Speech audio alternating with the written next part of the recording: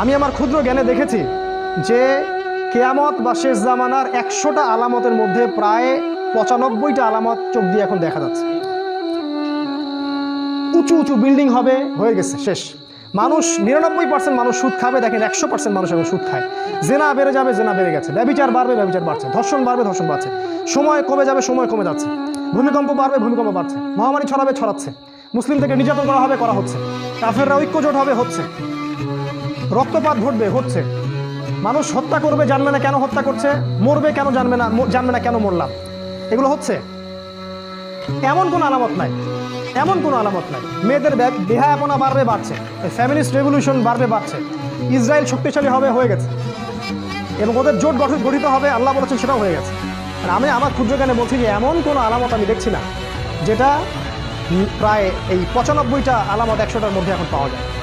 কয়েকটা পাওয়া যায় না, সেটা সামনে আসবে।